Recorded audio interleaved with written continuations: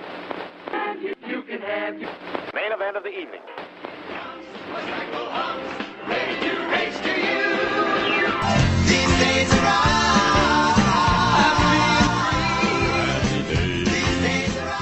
Hello and welcome to These Days Are Ours, a Happy Days podcast. I'm Peter. And I'm Joe. And today, we will be discussing Season 5, Episode 14, Grandpa's Visit. Okay, Peter, tell us what happens in Grandpa's Visit. We open with Howard returning home, where Marion is. Dad? Close. It's a relative. Howard's father, Sean Cap Cunningham, is coming for a visit, and Richie is picking him up at the train station. Marion's been getting his room ready, and even borrowed a rocking chair for the newly retired Sean. Howard isn't sure about that. Sean was a dynamic guy who used to drag Howard to football games and baseball games and policeman picnics. In a three-legged race, he used to drag me across the finish line. Marion agrees to cancel the rocker. Joni comes inside from shoveling snow, and then Richie arrives with Sean, who we also learn is a former police captain. Yeah, he's a cop. Yay.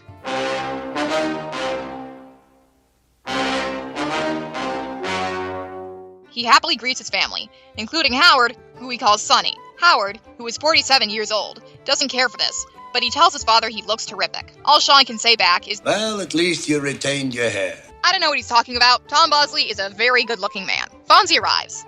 He and Sean don't seem to get off to a great start because he calls Sean Pops, and Sean insists on being called Captain. Marion brings out a cake, and everyone sings, "We wish you a happy retirement," to the tune of, "We wish you a Merry Christmas." We wish you a happy retirement and a long, healthy life. Sean tells them he didn't retire and defiantly blows out the candle. He didn't turn in his badge. They took it away from him. He's pretty bitter about being forced out once he turned 65. Fonzie sympathizes with him. What they do to old people is ridicamundo.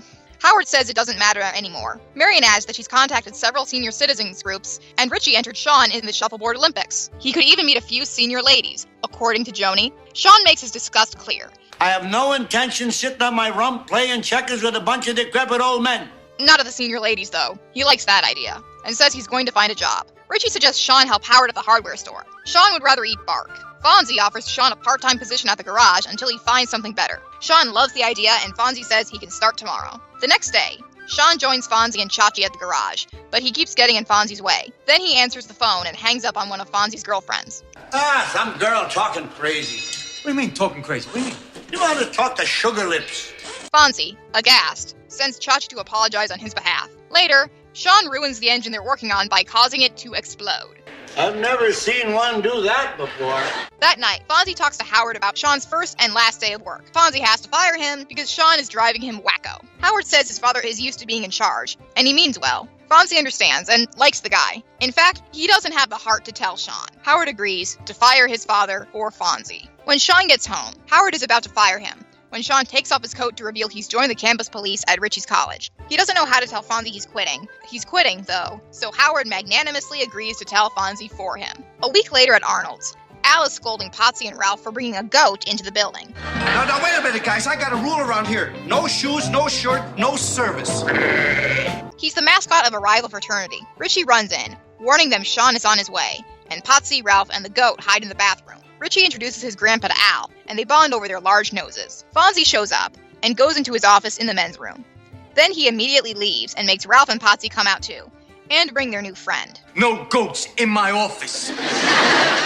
Dig it? Sean wants to arrest Ralph and Potsy, even as Richie tries to explain it's a college prank. Sean apologizes for getting carried away. This is the most action he's seen on the job since he started. He gives them 3 seconds to get out before he arrests them. They all scram. Al is left holding the goat, and after Sean tries to arrest him, Al gives him the leash and flees. Sean forlornly leaves the drive-in with the goat. Here I am demoted to being a goat shepherd. When Sean gets home, he wants to quit, much to Howard's consternation. There are people a lot older than Sean who have done big things with their lives. Thomas Edison, Winston Churchill, Mark Twain, Albert Einstein, Grandma Moses. There are so many things Sean could do.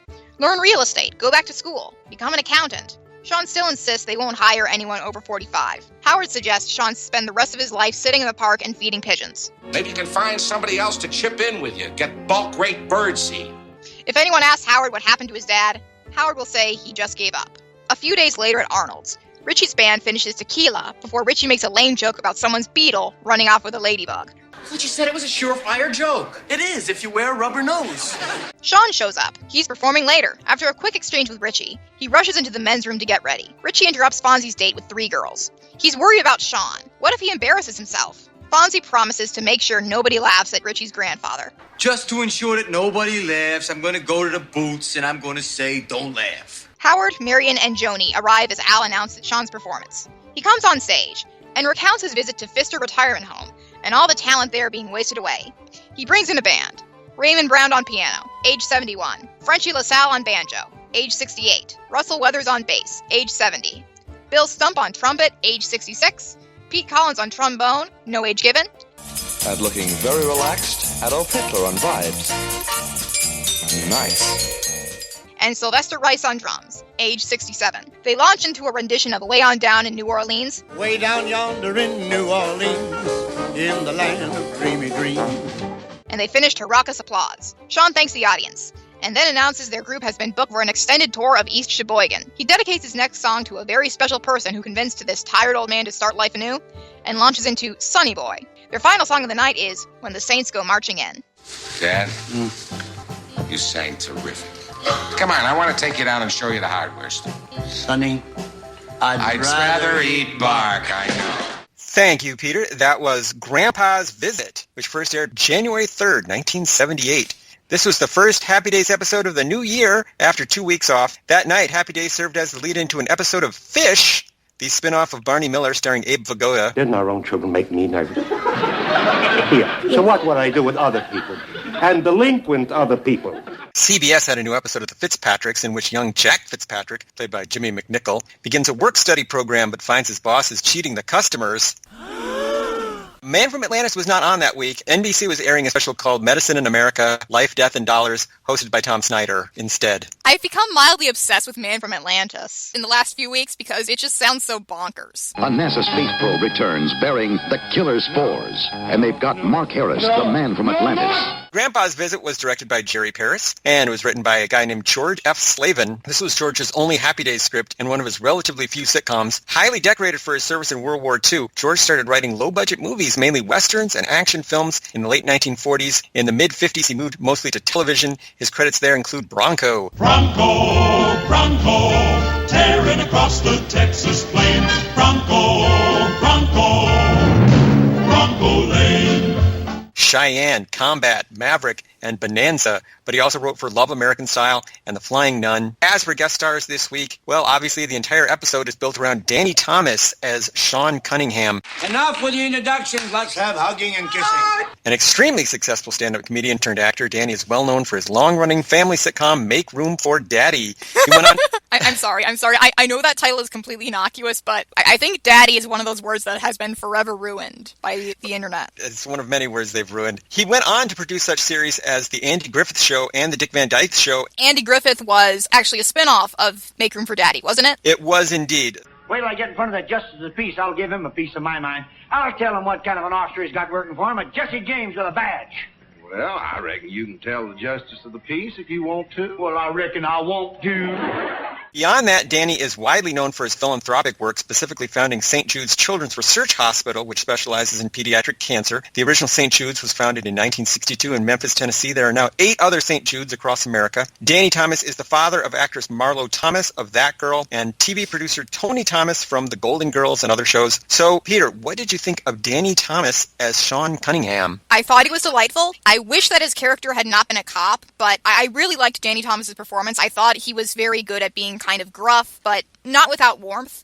I really liked his relationship with Howard. The scene where Howard gives Sean his pep talk is not that dissimilar from when Howard gives Richie pep talks. Howard is basically dadding his own dad, and I thought that was an interesting twist on the whole thing. Howard's being more brusque with his father than he usually is with Richie, but there is that same core. Howard's not going to force his dad to do anything, but he is going to just give him all the information he needs and try and get him to do the right thing. And I thought that they both played that scene very nicely, and I thought it was tops. He's a pretty charming performer, too. It's hard not to be charmed by Danny Thomas. as Sean Cunningham here, playing the irascible old man with show business aspirations, it turns out. He worked in the police force for all those years. Now he wants to get out there and sing, sing, sing. And that's what he does in this episode. I started thinking about the influence that Danny Thomas had on sitcoms over the years. Really, without Danny, there wouldn't even be a Happy Days, because the Dick Van Dyke Show is the show that brought together Jerry Paris and Gary Marshall. And the Andy Griffith Show is the show that made Ron Howard a household name. Exactly. So Danny Thomas is really the godfather of Happy Days, so it's good to have him here. Yeah, it's a nice little tribute. This is just a tribute. Elsewhere in the episode, they go uncredited, but the musicians in Cap Cunningham's band are all real and portraying themselves. We have Raymond Brown on piano, Frenchie LaSalle on banjo, Russell Weathers on bass, Bill Stump on the trumpet, Pete Collins on trombone, and Sylvester Rice on drums. Bill Stump played with a band called Joe Darrensburg and his Dixie Flyers.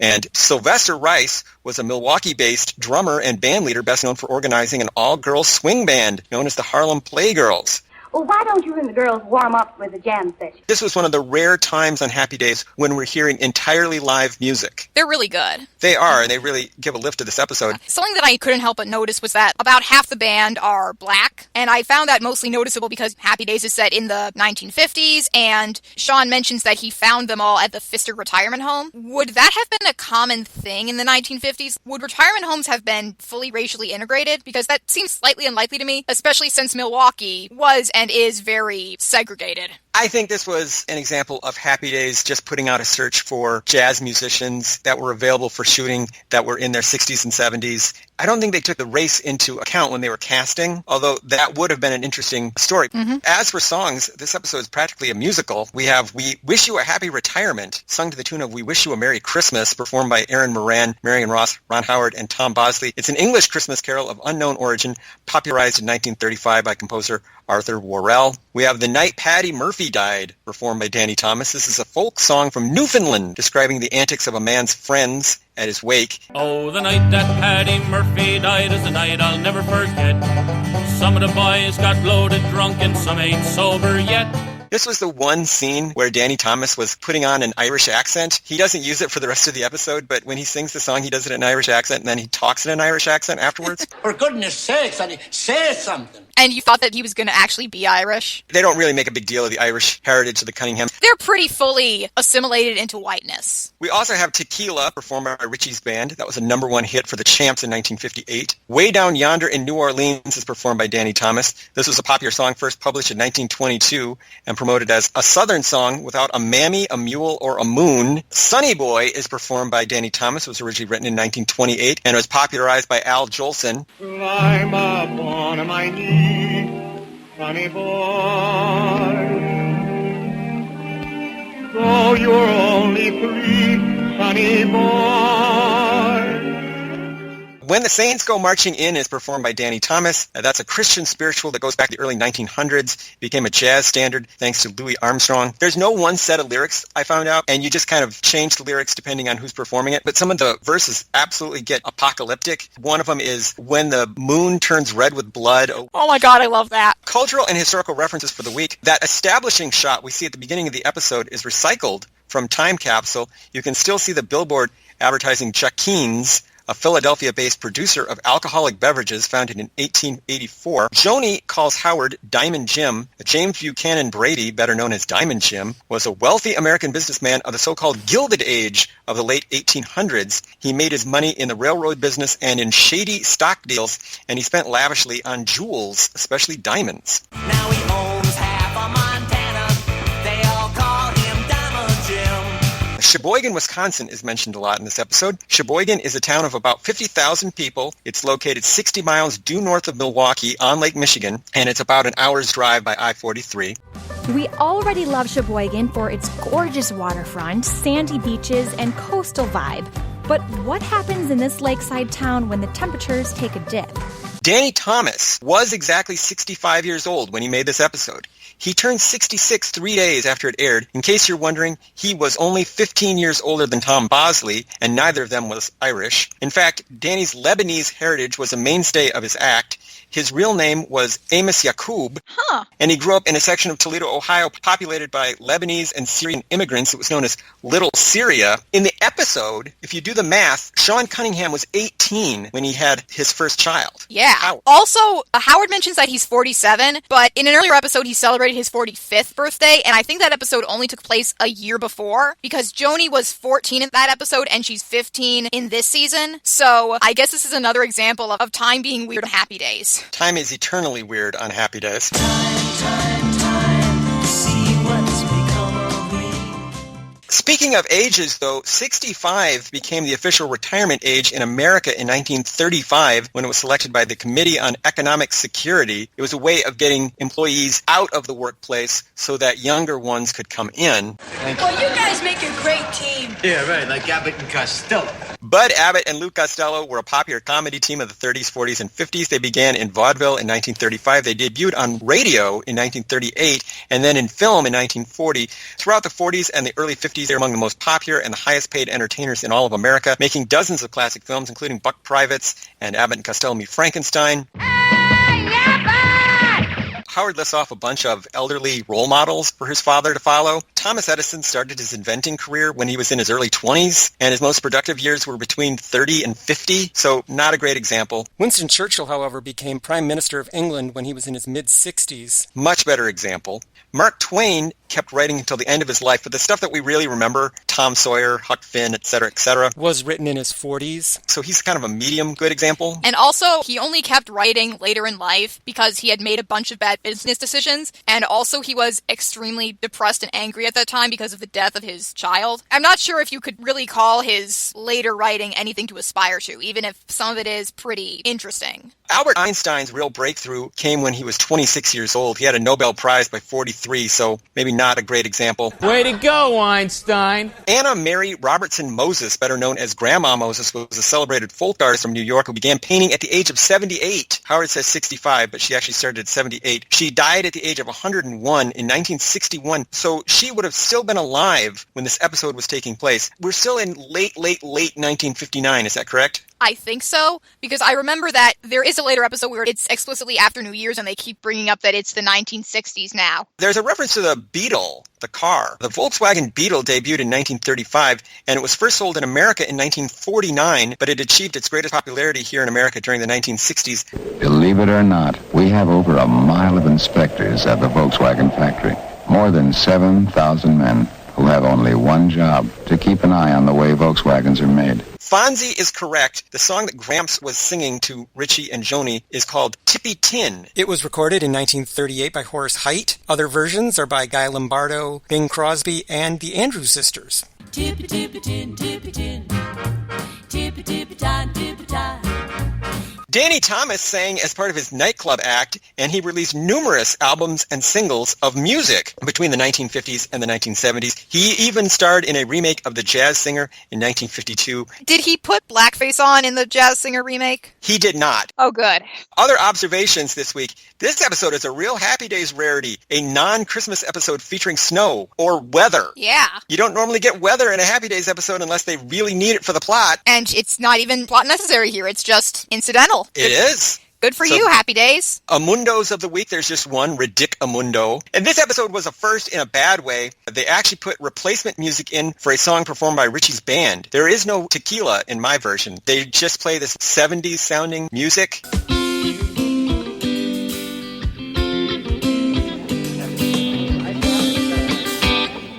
Oh, wow. Bad on you, Happy Days. The good news was I just watched a season 7 episode on MeTV yesterday, and it was full of copyrighted music. Was the original plan for Howard's dad to move in with the Cunninghams? What's going on there? They don't seem to be planning on sending him to a senior citizen's home, so maybe the plan was that they were going to have him move in. But I mean, obviously Danny Thomas is a busy dude, so they're not going to bring him on as a recurring character, even though that would be kind of neat and might make for some interesting dynamics. But yeah, it's not going to happen. So yeah, that was one thing that rang kind of false here. It doesn't seem like they've made really that much preparation for another person to actually move into their house. Maybe he's going to sleep in Chuck's old room? I don't know. Peter, were there any outstanding Happy Days fashions this week? I did like the mechanic jumpsuit that Danny Thomas wore in the scene where he was working at Fonzie's garage. I found that very amusing. He does look sharp in that uniform. So, Peter, I will ask that age-old, timeless question. Was this episode any good? Yeah, it was.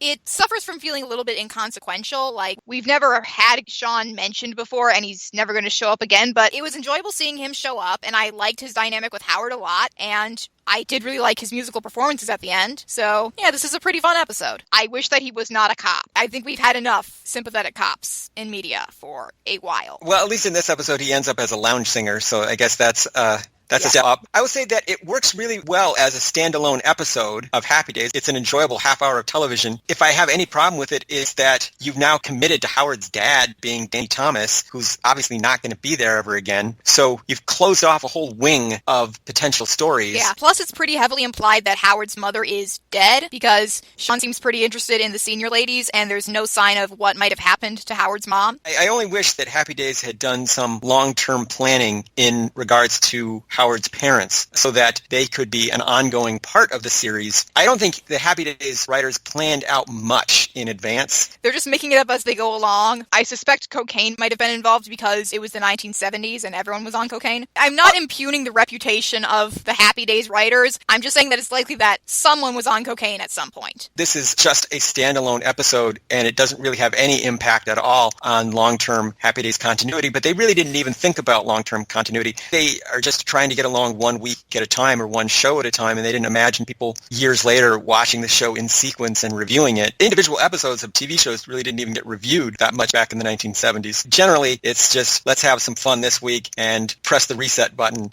and then next week is something new. And that's what happens here. I'm not going to complain about it too much when we get Danny Thomas coming on here and singing and just being his usual irascible self. Yeah, I like Grandpa's Visit just fine. So, Peter, how can people keep up with us and find out about all the wonderful things that we are doing? Listeners can follow us on Twitter at Fonzie Podcast. They can follow me on Twitter at Peter Volfranc. That's PeterVulfranc. And they can follow me on Twitter at Joe_A_Blevins. They can find this podcast online at thesedaysareurs.libsyn.com. And they can email us with questions, comments, and concerns at thesedaysareuspodcast@gmail.com. So, Peter, what do we have on the docket for next week? Next week, Potsy gets a girlfriend in Potsy Gets Pinned. Wow, it's been a long time since we've had a Potsy episode. I'm actually kind of excited for this. So, see you later, alligator. In a while, crocodile.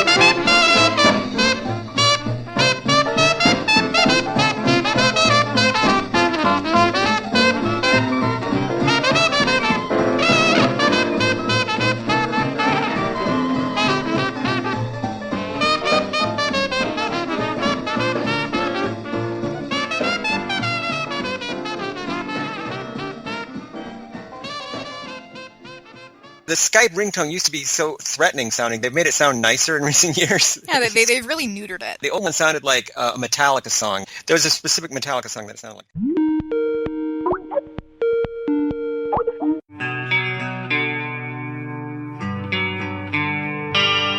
No shoes, no shirt, no service.